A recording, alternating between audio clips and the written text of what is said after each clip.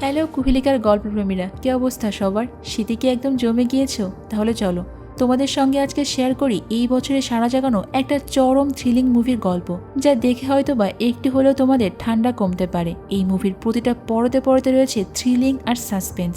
তাই আর বেশি বকবক আমি করবো না, শুরু করছি কুহিলিকার আজকের গল্প, দ্য রানিং ম্যান। গল্পটি শুরু হয় আজ থেকে বহু বছর পরে একটা ভবিষ্যৎ দুনিয়াকে দেখিয়ে। তখন আমেরিকার ওপর পুরোপুরি রাজত্ব করছে একটা শক্তিশালী মিডিয়া কোম্পানি, যার নাম নেটওয়ার্ক। দেশের বেশিরভাগ মানুষের অর্থনৈতিক অবস্থা এখন খুবই শোচনীয়। তারা এতটাই গরিব হয়ে গিয়েছে যে ছোটখাটো অসুখেরও চিকিৎসা করাতে পারে না। তাই মানুষের এই দুঃখ কষ্টটাকে একটু আড়ালে রাখতে ওই নেটওয়ার্ক নামের কোম্পানিটা বিভিন্ন গেম শো চালু করেছে। এর মধ্যে সবচেয়ে জনপ্রিয় গেম শোটির নাম হলো দ্য রানিং ম্যান। এই শোতে অংশগ্রহণকারীদেরকে টানা 30 দিন বেঁচে থাকতে হয়। তবে এই 30 দিনে তাদের পেছনে লেগে থাকে অসংখ্য শিকারী, মানে তাদেরকে বহু ধাপ পার করে তারপরে এই গেমে উইন হতে হবে। আর কেউ যদি এই খেলায় জিতে যায় তাহলেই সে পাবে $1 বিলিয়ন। তবে সব থেকে খারাপ দিক হলো আজ পর্যন্ত কিন্তু কেউই শেষ পর্যন্ত পৌঁছাতে পারেনি। এরপরে আমরা বেন নামের একজনকে দেখতে পাই। সত্য তার চাকরিটা চলে গিয়েছে, কারণ সে শ্রমিকদের একটা ইউনিয়ন গঠনের পক্ষে কথা বলেছিল। তাই তার নাম অলরেডি ব্ল্যাক লিস্টেও তুলে দেওয়া হয়েছে। এখন কেউই তাকে আর কোনো প্রকার কাজ দিতে চায় না। এদিকে বেনের ছোট্ট মেয়ে ক্যাথি প্রচন্ড অসুস্থ। তার ওষুধ কেনার জন্য একটা টাকাও তাদের কাছে নেই। এরপরে আমরা বেনের স্ত্রী শিলাকে দেখতে পাই। সে বাড়ি ফিরে এসে জানায়, আমি অতিরিক্ত শিফট করব, তাতে হয়তো বা কিছুটা টাকা আসবে আর মেয়েটারও চিকিৎসা করাতে পারবো। কিন্তু এই বিষয়টা আবার বেনের একটুও ভালো লাগে না, কারণ শিলা যেখানে কাজ করে সেখানে অনেক খারাপ লোকজন যাতায়াত করে। তাই সে কোনোভাবেই চাচ্ছে না তার ওয়াইফ ওই জায়গায় আবার ওভারটাইম করুক। বেন শিলাকে একটু আশ্বস্ত করে বলে যে তুমি কোনো চিন্তা করো না, আমি নিজেই গেম শোটাতে পার্টিসিপেট করব আর দেখবে জিতে টাকাও নিয়ে আসবো। কিন্তু শিলা আবার এতে একদম রাজি হয় না, কারণ ওই গেম শোর খেলোয়াড়রা এমনভাবে আহত হয় যে তারা স্বাভাবিক জীবনে ফিরতে পারে না।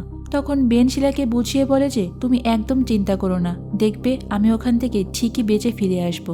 এরপরই বেন তো তাদের ওই গরিব এলাকা ছেড়ে চলে যায় ধনীদের এরিয়াতে, আর ওই গেম যেখানে হচ্ছে সেই জায়গায় গিয়ে পৌঁছায়। কিন্তু প্রথমে তাকে ঢুকতে দেওয়া হচ্ছিল না। পরে এসে জানায় আমি এখানে ওই নেটওয়ার্কের শোর জন্য এসেছি, আর তারপরই তাকে ভেতরে ঢুকতে দেওয়া হয়। স্টেশনে দেখা যায় অসংখ্য মানুষ লাইনে দাঁড়িয়ে আছে, সবাই ওখানে সিলেক্ট হওয়ার জন্যই অপেক্ষা করছে।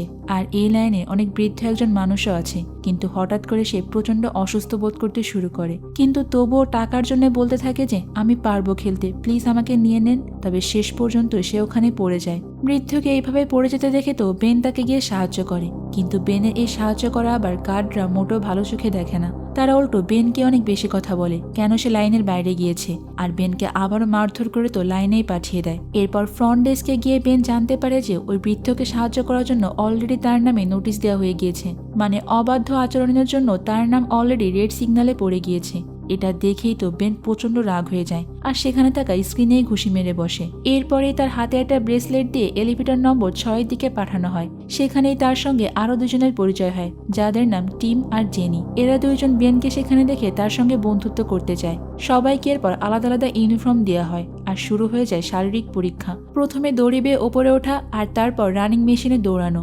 আর এই সব পরীক্ষায় বেন টিমকে অনেক সাহায্য করে। এরপরে ব্রেক টাইমে তো একজন গার্ড আবার বেনকে একটু শাস্তি দিতে আসে, কিন্তু বেন তখন একটুও ভয় না পেয়ে উল্টো তাকে আক্রমণ করে ঠেকিয়ে দেয়। এরপরে আবার চলে অনেক ধরনের পরীক্ষা, কিন্তু বেনের প্রতিটা উত্তরে তারা লক্ষ্য করে সে প্রচন্ড পরিমাণ কনফিডেন্স, এমনকি অনেক বেশি রাগীও। তখন সমস্ত সাইকোলজিস্টরা মন্তব্য করে যে এদের মাঝখানে বেনই হলো সবচেয়ে রাগী প্লেয়ার, আর তার কনফিডেন্সও একদম অন্য লেভেলে। এরপর যারা ফাইনাল রাউন্ডে পৌঁছায় তাদেরকে রঙিন জাম্পস্যুট দেওয়া হয়।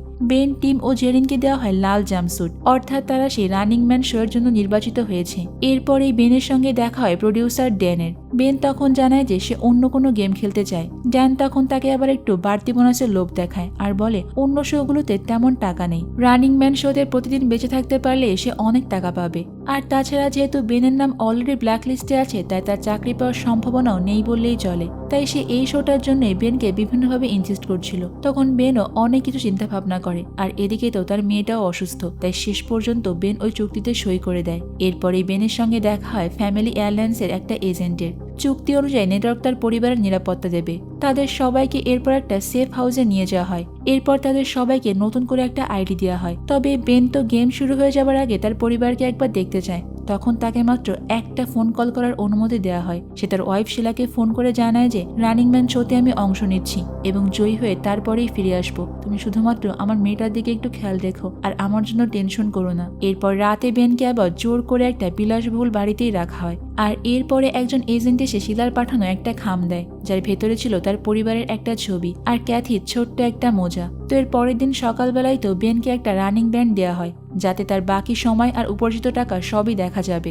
এরপরেই শুরু হয়ে যায় সেই কাঙ্ক্ষিত রানিং ম্যান শো। এখানকার হোস্ট ববি বেনকে মঞ্চে ডাকে আর সবার সামনে মিথ্যা বলে যে বেন নাকি আগে ডিফেন্স সিকিউরিটিতে কাজ করত এবং দেশের গোপন তথ্য বিক্রি করতে গিয়ে ধরা পড়েছে। আর তারপর এআই দিয়ে বানানো একটা ভিডিও দেখানো হয়। এটা দেখে তো বেন আর স্থির থাকতে পারে না, কারণ এর সবকিছুই তো মিথ্যা। তাই বেন সেখানে অনেক প্রতিবাদ করে, তবে ববি তার একটা কথাও শোনে না। এদিকে বাইরের দুনিয়ার সবাই ভাবছে যে রানিং ম্যান শোতে সব অপরাধীদেরকে শাস্তি দেওয়া হয়, কিন্তু তারা তো আর এটা জানে না যে এখানে থাকা সমস্ত খেলোয়াড়রা আসলে বাধ্য হয়ে এক প্রকার পরিবারের কথা চিন্তা করে জীবনকে বাজি রাখছে। এই গেমের একটা মজার ব্যাপার হলো এখানে সাধারণ মানুষরাও টাকা পাবে যদি তারা এখানকার প্লেয়ারদের অবস্থান জানিয়ে দেয়, তারা কে কোথায় আছে বা কোথায় লুকিয়ে থাকছে এটা যদি জানাতে পারে আর কি। এরপর যখন ববি বেনকে তার শেষ কথাটা বলতে বলে, তখন বেন তো ওখানে থাকা দর্শক আর ববি সবাইকে একসঙ্গে অপমান করে আর জোরে চেঁচিয়ে বলে যে আমি বেঁচে থাকবো এবং পুরো বিল্ডিংটাকে জ্বালিয়ে দেব। এরপর ববি সেখানে প্রত্যেকটা প্লেয়ারকে দর্শকদের সামনে ইন্ট্রোডিউস করিয়ে দেয়। এরপর তাদের সবাইকে নিয়ম বুঝিয়ে দেওয়া হয়। শহরে ঢুকেই তাদেরকে দৌড়াতে হবে, তবে এই দৌড়ানোর সময় তাদেরকে ট্র্যাক করা হবে না। তারা যত দৌড়াবে তত বেশি টাকা পাবে। তারা যে কোনো ছদ্মবেশী নিতে পারে, তবে কোনোভাবে যদি একবার তাদেরকে চিনে ফেলা হয় তাহলেই পুরো গেম শেষ। এরপরেই তাদেরকে একটা বক্স দেওয়া হয় আর এখানে একটা ডিভাইস রয়েছে। নিয়ম অনুযায়ী তাদেরকে প্রতিদিন 10 মিনিটের একটা ভিডিও তৈরি করতে হবে আর দুনিয়ার যে কোনো পোস্ট বক্সে সেটা ফেলতে হবে। একদিনও সেটা মিস হয়ে গেলে তাদেরকে ডিসকোয়ালিফাই করে দেওয়া হবে এবং শাস্তিস্বরূপ মেরে পর্যন্ত ফেলা হবে। আর তৃতীয় নিয়মটা হলো যত বেশি দিন তারা বেঁচে থাকবে ততই ওই $1 বিলিয়ন কাছাকাছি পৌঁছে যাবে। এরপরে বেন, জেনি আর টিমকে আলাদা আলাদা 3টা পাইপের মধ্যে ঝুঁকিয়ে ভিন্ন ভিন্ন লোকেশনে পাঠিয়ে দেওয়া হয়। তখন আমরা বেনকে দেখতে পাই একটা বিল্ডিং এর সামনে নেমে এসেছে। সেখানে কিছু কাপড় আর প্রয়োজনীয় জিনিসপত্র দেখে সে একটা ট্যাক্সিতে উঠে পড়ে। তবে এই ট্যাক্সি ড্রাইভার বেনকে দেখা মাত্রই চিনে ফেলে, কিন্তু সে আর এটা কাউকে জানায় না, কারণ সে এই নেটওয়ার্ক কোম্পানির পুরোপুরি বিরুদ্ধে ছিল। সে চায় না যে মানুষ এমন কোনো গেম খেলুক। এরপরে বেন ট্যাক্সি থেকে নেমে একটা পরিত্যক্ত বিল্ডিং এর ভেতর চলে আসে আর এখানে তার দেখা হয় মলি নামের অন্য একটা ব্যক্তির সাথে। মলি তার এই কারখানায় বিভিন্ন ধরনের অবৈধ জিনিসপত্র তৈরি করত আর বেনকে দেখা মাত্রই তো সে এখান থেকে চলে যেতে বলে, কারণ সে এখন ওই রানিং ম্যান শোতে আছে। আর একটা কথা তোমাদের বলে রাখি বন্ধুরা, মলি কিন্তু বেনের অনেক ভালো একজন বন্ধু। তাই মলি তখন বেনকে একটু কনসিডার করে বলে যে তুমি তো আমার বন্ধু, তোমাকে তো আমি এড়াতে পারি না, তাই তোমার জন্য আমি একটা নকল পাসপোর্ট বানিয়ে দেব। ওটা ব্যবহার করে তুমি 30 দিন অন্য একটা দেশে গিয়ে লুকিয়ে থাকতে পারবে, তোমাকে কেউ খুঁজে পাবে না। এরপরেই সে বেনকে একটা পুরোপুরি ভিন্ন লোক দিয়ে নতুন একটা নকল পাসপোর্টও বানিয়ে দেয় আর বেন সেটা নিয়ে এয়ারপোর্টে চলে আসে। বেন তো সেখানে খুব কনফিডেন্সের সঙ্গে এয়ারপোর্ট ফেস করে আর কপালটাও বেশ ভালো, সেখানে কোনোভাবেই ধরা পড়ে না, এমনকি নিউ ইয়র্কের একটা টিকিটও পেয়ে যায়। নিউ ইয়র্কে এসে সে একটা হোটেলে ওঠে আর তারপর একটা 10 মিনিটের ভিডিও রেকর্ড করে সেটাকে নিয়ম অনুযায়ী ওখানকার একটা পোস্ট বক্সে ফেলে দেয়। আর এইভাবেই তো বেনের প্রথম দিন পার হয়ে যায়। অন্যদিকে ওই নেটওয়ার্ক টিমের হান্টাররা তো বেনের বন্ধু মলিকে পেয়ে যায় আর তাকে ধরে বিভিন্নভাবে টর্চার করতে শুরু করে। এত টর্চার সহ্য করতে না পেরে তো মলি পরে সব সত্যিটা জানিয়ে দেয়। ঠিক ওই সময় আবার বেন টিভিতে দেখতে পারে যে হান্টাররা টিমকে খুঁজে পেয়েছে। সে আসলে একটা মলে গিয়েছিল কিছু জিনিসপত্র কিনতে। সেখানে একটা মেয়ে তাকে চিনে ফেলায় সবকিছু শেষ হয়ে যায়। হান্টার্সরা সেখানে এসে তাকে সঙ্গে সঙ্গে গুলি করে মেরে ফেলে। টিমের যাত্রা ছিল এই পর্যন্তই। এটা দেখেই বেন ভালো করে বুঝতে পারে যে সে আর এখানে নিরাপদ নয়, কারণ হান্টার্সরা যে কোনো মুহূর্তেই মলিকে ধরে তার অবস্থান জেনে যেতে পারে। তাই বেন তো দ্রুত নিউ ইয়র্ক শহর ছেড়ে বস্টনে চলে আসে আর এখানে আসার পর সে খুবই সস্তা একটা রুমে ওঠে। এই হোটেলটা এতই নিম্নমানের যে কেউ তাকে এখানে খুঁজতে আসবে না। তো এই রুমে ঢোকার পরে তো সে ওখানে একটা বক্স খুঁজে পায় আর তার মাঝে কিছু ড্রাগস সহ একটা গ্রেনেডও ছিল। আর এইভাবেই বেনের দ্বিতীয় দিন কেটে যায়। এর পরের দিন সকালবেলা সে যখন গোসল করতে একটা পাবলিক টয়লেটে যাচ্ছিল তখনই বাইরে কিছু আওয়াজ শুনতে পায়। সে দেখতে পায় যে হান্টার্সদের দল তাকে খুঁজতে খুঁজতে অলরেডি এখানে চলে এসেছে। এখন যে বেন কি করবে কিছুই বুঝতে পারছে না। এদিকে হান্টাররা তো ক্রমশ তার রুমের দিকে এগিয়ে আসছে। বেন বুঝতে পারছিল যে এখনই তার এখান থেকে বের হতে হবে। সে দ্রুত ওয়াশরুমে ঢুকে যায়, কিন্তু এখন তার ওই ব্যাগটা তো খুবই প্রয়োজন, কিন্তু ওয়াশরুম থেকে সে কিভাবে বেরোবে। তাই বেন বুদ্ধি করে ওখান থেকে কাঁচ ভেঙে তো ছাদে চলে আসে, আর এরপর ছাদ থেকে দড়ি বেয়ে তার নিজের রুমে জানালার কাছে আসে। তখন পরনে থাকা তার তোয়ালেটা খুলে তো ওটা হাতে পেঁচিয়ে কাঁচ ভেঙে ভেতরে ঢোকে, আর এই শব্দ পেয়েই তো সেখানে থাকা হান্টার্সরাও অনেক সতর্ক হয়ে যায়। এরপর বেন তার ব্যাগ থেকে সমস্ত প্রয়োজনীয় জিনিসপত্র নিয়ে নেয়। তখন টিভির দিকে তাকিয়েই দেখতে পায় যে সেখানে লাইভে দেখানো হচ্ছে হান্টার্সরা তার রুমের দরজার বাইরে পর্যন্ত চলে এসেছে। এটা দেখেই তো বেন তখন দড়ি বেয়ে নিচে নামতে শুরু করে, কিন্তু নিচেও অলরেডি অনেক হান্টার্সের দলরা চলে এসেছে। এখন নিচেও তাকে ধরার জন্য লোক আছে, আবার ওপরেও। তাই বেন আর নিচে না নেমে অন্য একটা রুমের মধ্যে চলে আসে। এদিকে সেখানে থাকা ড্রোনগুলো তখন বেনকে ফলো করছিল। সমস্ত ড্রোন আর হান্টার্সদেরকে এড়িয়েই তো বেন আবারও ওখান থেকে পালাতে শুরু করে। এরপর সে ওখান থেকে পালানোর জন্য একটা লিফটে উঠে পড়ে, কিন্তু ভেতরে গিয়ে দেখে যে ওখানেও ড্রোনগুলো তাকে ফলো করছিল। বেন তো এটা দেখে রেগে গিয়ে তাদেরকে সমস্ত ড্রোনের সুইচগুলোকে অফ করতে বলে, কিন্তু এরপর যখন সে নিচে নেমে আসে তখন লিফট খুলতেই দেখতে পায় যে হান্টার্স দলের প্রধান তার সামনে দাঁড়িয়ে আছে। বেন এইবার ওই বক্সের মধ্যে পাওয়া সেই গ্রেনেডটার ব্যবহার করে। সে ওই হান্টারদের প্রধানের দিকে ওই গ্রেনেডটা ছুঁড়ে মারে, কিন্তু হান্টার্সদের এই লিডারও কোনো কিছুতেই কম যায় না। সে গ্রেনেডটা হাতে তুলে নিয়ে উল্টো বেনের দিকে ছুঁড়ে মারে, আর সঙ্গে সঙ্গেই তো গ্রেনেডটা বিস্ফোরিত হয়ে লিফট সহ বেন নিচে পড়ে যায়। তবে কপাল ভালো থাকার কারণে বেন সোজা গিয়ে সেখানকার বেসমেন্টে গিয়েই পৌঁছায়। এইদিকে বাইরে থেকে হান্টার্সরা তো বেনের দিকে ঝড়ের মতো গুলি ছাড়ছিল, যার কারণে বেসমেন্টে থাকা গ্যাসও লিক করতে শুরু করে। বেন বুঝতে পারছিল যে এখানে হয়তোবা খুব শীঘ্রই একটা বড় ধরনের বিস্ফোরণ হবে, তাই সে সঙ্গে সঙ্গে তো নিচে থাকা পানির ড্রেনের মধ্যে ঝাঁপ দেয়। আর তখনই সেখানে গ্যাসের পাইপ লিক হয়ে সেই ভয়ঙ্কর বিস্ফোরণটা ঘটে। এই বিস্ফোরণের কারণেই তো অনেক হান্টার্সরা সেখানে মারা যায়। এরপর বেন পানির নিচ থেকে বেরিয়ে এসে একটা ভিডিও রেকর্ড করে। সেখানে সবাইকে উদ্দেশ্য করে বলে যে, কি ব্যাপার আমার প্রিয় হান্টার্সরা, তোমরা তো আমাকে এখনো ধরতে পারলে না, দেখেছো আমি এখনো জীবিত। এই ভিডিও রেকর্ডটা করে সে ওখান থেকে কোনো মতে পালাতে থাকে, কিন্তু তখনই আবার একটা ছোট ছেলের সঙ্গে তার দেখা হয়ে যায়। বেনের সন্দেহ হয় যে হয়তো এই ছেলেটাই হান্টার্সদেরকে তার লোকেশনটা বলে দিয়েছে, কিন্তু এই ছেলেটা বলে যে তুমি আমাকে ভুল বুঝছো, আমি কিছুই করিনি, উল্টো আমি তোমাকে এই বিপদ থেকে বাঁচাতে পারি। এটা বলেই সে ওখান থেকে চলে যায়। আর কিছুক্ষণ পর তার বড় ভাই ব্র্যাডকে সঙ্গে করে এখানে নিয়ে আসে। ব্র্যাডকে আসলে এক ধরনের বিপ্লবী বলা চলে। সে সরকারের এই নিয়মের বিরুদ্ধে, মানে নেটওয়ার্ক কোম্পানির এই গেমটাকে সে মোটেও পছন্দ করে না, তাই সেও এখানে এসেছে বেনকে সাহায্য করতে। এরপরই বেন এসে দ্বিতীয় দিনের করা ভিডিওটা পোস্ট বক্সে ফেলার দায়িত্ব দেয় ব্র্যাড তার ছোট ভাইকে। আর ব্র্যাড বেনকে নিয়ে আসে তার বাসায়। এখানে তার মা আর ছোট একটা বোনও আছে। তবে দুঃখের বিষয় হলো তার ছোট বোনটার ক্যান্সার হয়েছে, কিন্তু ব্র্যাডরা তার চিকিৎসা করাতে পারছে না। এরপর ব্র্যাড বেনের অনেক প্রশংসা করে, কারণ এতদিন হয়ে যাবার পরেও ওই নেটওয়ার্ক কোম্পানি বেনের কিছুই করতে পারছে না। এত কিছু করেও তারা বেনকে কোনো মতে ধরতে পারছে না। আর এই কথাগুলো বলার পরে ব্র্যাড বেনকে কিছু ভিডিও দেখায়। আসলে সে একজন ইউটিউবার। গত সিজনে যারা রানিং ম্যান শোতে পার্টিসিপেট করেছিল সে তাদের কিছু ভিডিও বেনকে দেখায়। সে আরো বলে যে বেশিরভাগ প্লেয়াররাই এই গেমটাকে সিরিয়াস নেয়নি, তারা অনেক খোলাখুলিভাবেই চলাফেরা করত, এই জন্য খুব অল্প দিনের মধ্যেই ধরা পড়ে গিয়েছে আর তাদেরকে মেরেও ফেলা হয়েছে। তবে একজন ছিল যে 29 দিন পর্যন্ত বেঁচে ছিল, কিন্তু এই 29 দিনের পরে তার আর কোনো খোঁজ পাওয়া যায়নি। তাই আমার মনে হচ্ছে যে এই গেমটা এবার তুমি জিততে পারো। ওই দিনের পর থেকে তো বেন ব্র্যাডের বাড়িতেই থাকতে শুরু করে। এরপর একদিন ব্র্যাড বেনকে বলে যে তুমি কি জানো সরকার ইচ্ছা করে সমস্ত গরিবদেরকে ধ্বংস করে দেওয়ার প্ল্যান করছে। তারা মনে করে যে গরিব মানুষরা হলো তাদের জন্য বোঝা। এরপরে বেন তার আরেকদিনের ভিডিও করে আর সরাসরি বলে যে সরকার এই গেমের সঙ্গে সংযুক্ত আছে। তারা ইচ্ছে করে সমস্ত গরিব মানুষদেরকে ইনসিস্ট করছে এই গেমে পার্টিসিপেট করার জন্য, যাতে করে তারা আর বেঁচে ফিরতে না পারে। তাই আমার রিকোয়েস্ট থাকবে সব মানুষরাই যেন এই গেমিং শোটা দেখা অফ করে দেয়। সেই রাতেই আবার ব্র্যাড আর তার পরিবার একসঙ্গে বসে এই রানিং ম্যান শোটা টিভিতে দেখছিল।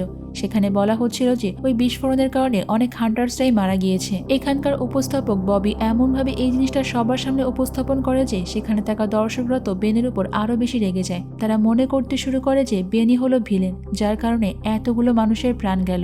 এরপরে একটা ভিডিও ওপেন করলে দেখা যায় যে বেন সেখানে এইসব বাচ্চাদেরকে অনাথ বলে গালি দিচ্ছে এবং তাদের নিয়ে অনেক হাসি তামাশাও করছে।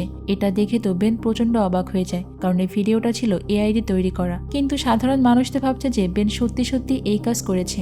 এই ভিডিওটা দেখে তখন ব্র্যাডের মাও প্রচন্ড রেগে যায় আর বলে যে এই লোকটাকে আমি আমার বাড়িতে আর 1 সেকেন্ডও রাখবো না। এদিকে বাইরে থাকা প্রত্যেকটা মানুষই তো বেনের উপর প্রচন্ড ক্ষুব্ধ হয়ে উঠেছে। তাই শেষ পর্যন্ত বাধ্য হয়ে তো ব্র্যাড এইবার বেনকে এই শহরের বাইরে নামিয়ে দেওয়ার জন্য সিদ্ধান্ত নেয়। সে গাড়ি করে লুকিয়ে বেরিয়ে পড়ে, কিন্তু ঠিক তখনই দুজন বাইকার আবার তাদেরকে পিছু করে। বেন তখন বুদ্ধি করে গাড়ি থেকে এই পাথর মেরে সেখানে একজন বাইকারকে ফেলে দেয় আর ওই গাড়ি দিয়ে অন্য একটা বাইকারকেও সেখানে মেরে দেয়। আর এরপর কোনো রকমে লুকিয়ে তো তারা ওই শহরের বাইরে চলে আসে। এরপরে ব্র্যাড বেনকে তার এক বন্ধুর ঠিকানা দেয় যার নাম অ্যালটন। সে ডেরি শহরে থাকে। বেন ওখান থেকে যাওয়ার আগে ব্র্যাড তাকে একটা বন্দুক দিয়ে দেয় নিজেকে রক্ষা করার জন্য। আর এই দীর্ঘ যাত্রার পথে বেন প্রতিদিন ভিডিও করে সেগুলোকে পোস্ট করতে থাকে।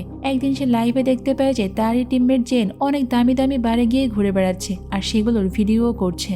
তাকে দেখে স্পষ্ট বোঝা যাচ্ছে যে তার মধ্যে ধরা পড়ে যাওয়ার কোনো চিন্তা ভাবনাই নাই। তো এরপরই তো একদিন বেন অন্ধ সেজে শহরে ঢুকে পড়ে ভিডিও পোস্ট করার জন্য, কিন্তু একজন লোক তাকে দেখেই চিনে ফেলে। তাই কোনো উপায় না পেয়ে তো বেন তখন তাকে সেখানে মারা শুরু করে আর এরপরে ওখানে সে ভিডিওটা রেকর্ড করে আর সেটাকে পোস্ট করার পর তৎক্ষণাৎ ওই জায়গা থেকে পালিয়ে আসে। এরপরে বেন একদিন টিভিতে দেখে যে হান্টাররা জেনিকে একটা ক্যাসিনোর মধ্যে ধরে ফেলেছে আর জেনি সেখান থেকে কোনো মতে পালিয়ে একটা গাড়ির মধ্যে গিয়ে আবার একটা ভিডিও রেকর্ড করে সেটা পোস্ট করে দেয়। কিন্তু সব থেকে ভয়ঙ্কর ব্যাপার হলো তখনও দুটা ছোট্ট ছেলে সামান্য টাকার লোভে জেনিকে ওই গাড়ি সহ পুড়িয়ে মেরে ফেলে দেয়। তাই এই রানিং গেমে শুধুমাত্র এখন বেন একাই বেঁচে আছে। তো এরপরেই বেন তো নিজেকে বাঁচাতে ওই ডেরি শহরে গিয়ে ব্র্যাডের বন্ধু অ্যাল্টনের সঙ্গে দেখা করে।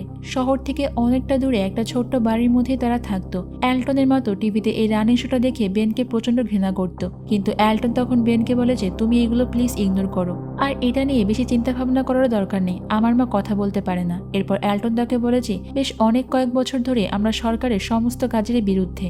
আমার বাবা ছিল একজন পুলিশ অফিসার, কিন্তু সে এই ভয়ঙ্কর গেমে বিরোধিতা করার জন্য তাকে মেরে ফেলা হয়েছে। তাই আমার জীবনের এখন একটা মাত্রই লক্ষ্য এই গেমকে কোনো মতে সবার সামনে এক্সপোজ করা। তুমি যদি কোনোভাবে এই গেমটা জিতে যাও তাহলে তোমার সাহায্য নিয়ে আমি এই গেমটাকে পুরোপুরি বন্ধ করতে পারবো, এই জন্য আমি তোমাকে সাহায্য করতে রাজি হয়েছি। এরপর সে আরো বলে যে এই শহরের বাইরে আমার বাবার বানানো একটা বাংকার রয়েছে, সেখানেই তুমি বাকি দিনগুলো অনেক ভালোভাবেই কাটিয়ে দিতে পারবে, কেউ তোমার কোনো খোঁজ পাবে না।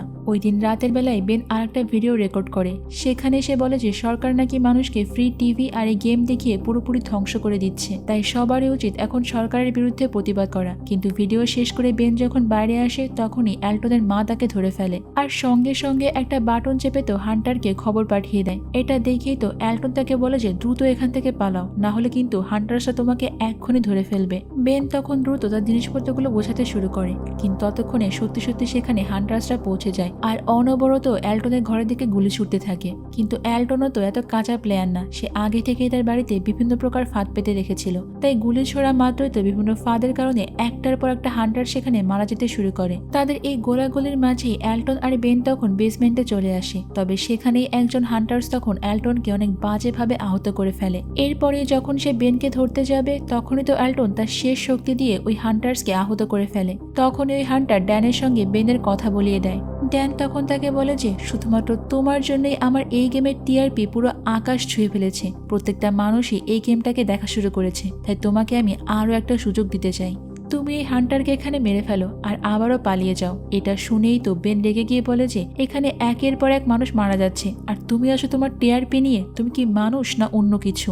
তোমার যদি এতই টিআরপি নিয়ে মাথা ব্যথা থাকে তাহলে পুরো শোটাকে কেন তুমি ফেক বানালে না? এটাকে কেন তুমি এরকম মারামারির পর্যায়ে নিয়ে আসলে যেখানে মানুষ একের পর এক নির্মমভাবে মারা যাচ্ছে? তখন ড্যান তাকে বলে যে আরে বোকা, ফেক শো বানালে তো টিআরপি এত বাড়তো না, তাই তুমি যদি এখন এই হান্টারকে মেরে ফেলো তাহলে তুমিও বেঁচে যাবে আর আমার শো এর টিআরপি আরো বাড়বে। তাদের এই পুরো ঘটনাটাই তো তখন ড্রোন দিয়ে আবার রেকর্ড করা হচ্ছিল আর বেন তখন করে সব থেকে ভয়ঙ্কর একটা কাজ, সে হান্টারকে না মেরে তো বন্দুক দিয়ে ওই ড্রোনটাকে গুলি করে ভেঙে ফেলে।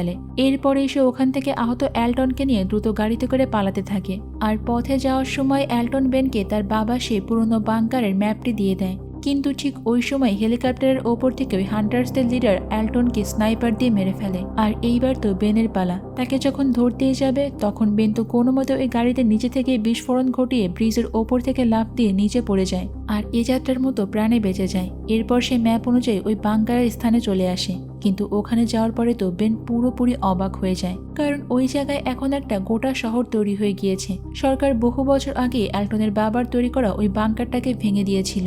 এদিকে এতদিন ধরে লুকিয়ে থাকে থাকে তো বেন পুরো টায়ার্ড হয়ে গিয়েছে, তাই এরপরে সে একটা মাস্টার প্ল্যান করে, সে নিজে থেকে এই গেমের টিআরপিকে আরো বেশি বাড়িয়ে দেবে।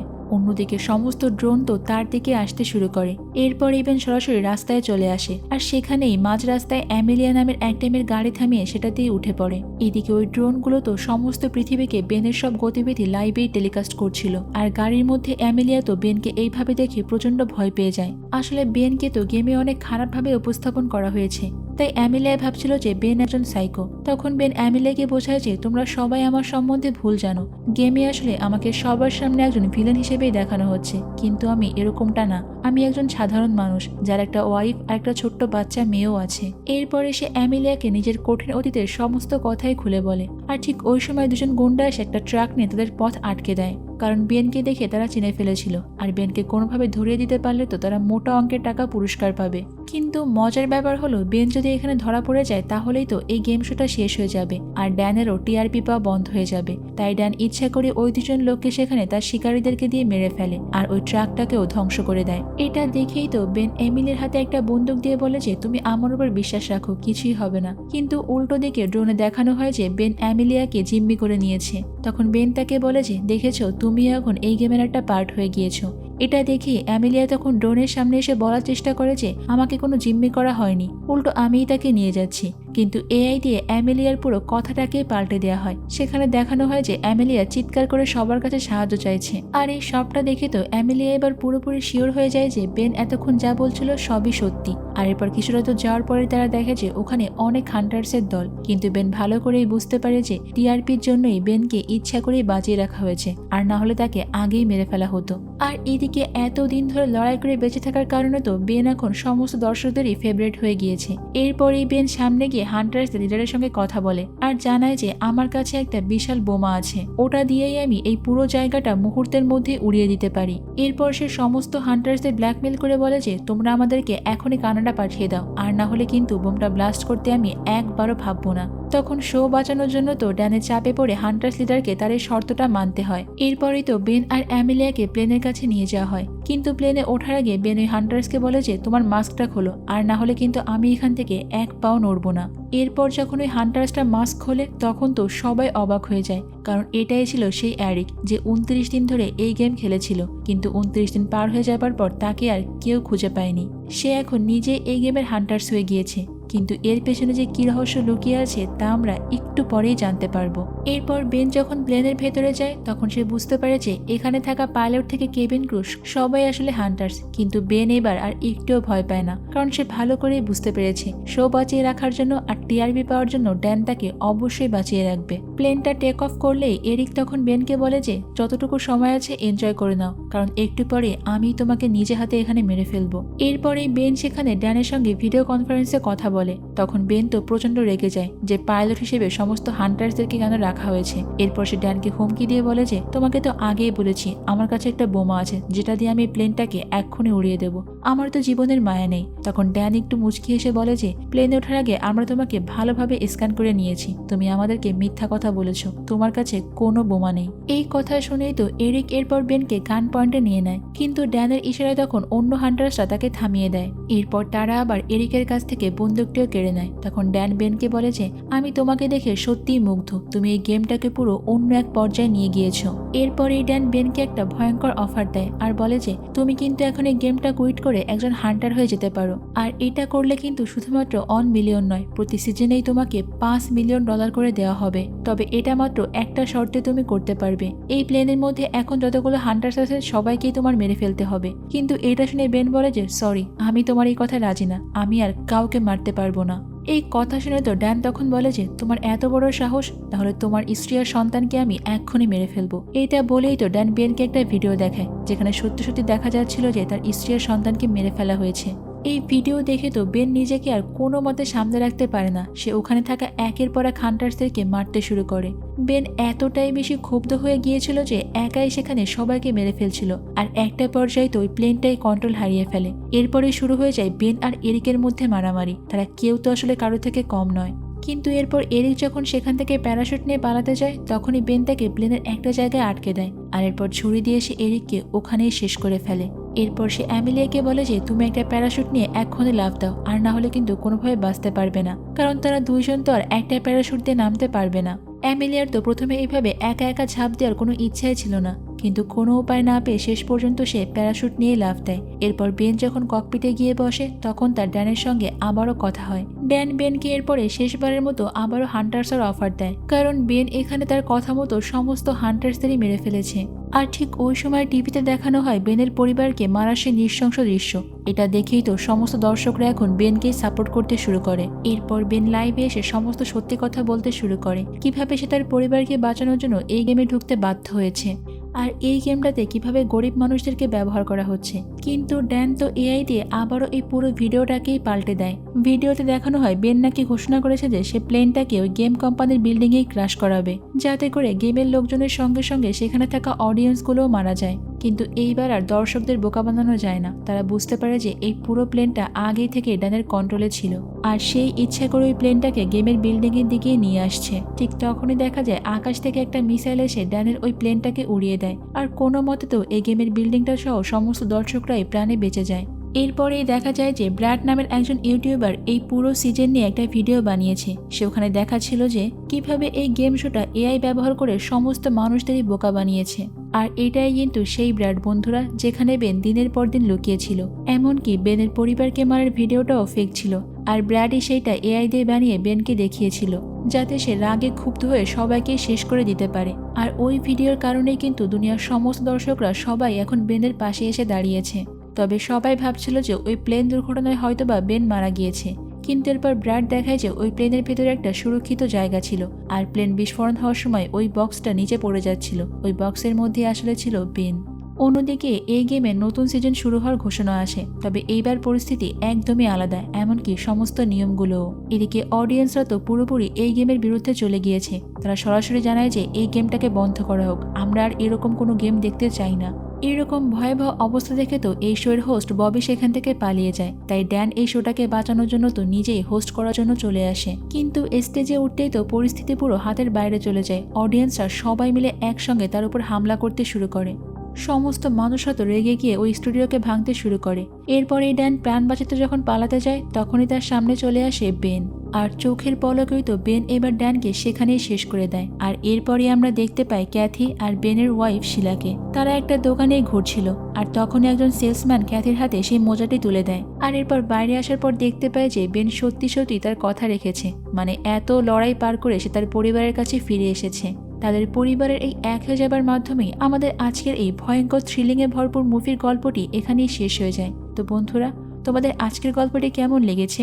এই গল্পটি থেকে কিন্তু একটা বিষয় সম্পূর্ণ ক্লিয়ার, মাঝে মাঝে আমাদেরকে ইচ্ছা করেই বাঁচিয়ে রাখা হয় অন্য কারো সুবিধার জন্য, যেমন এই গোটা গল্পে বেনকে রাখা হয়েছিল।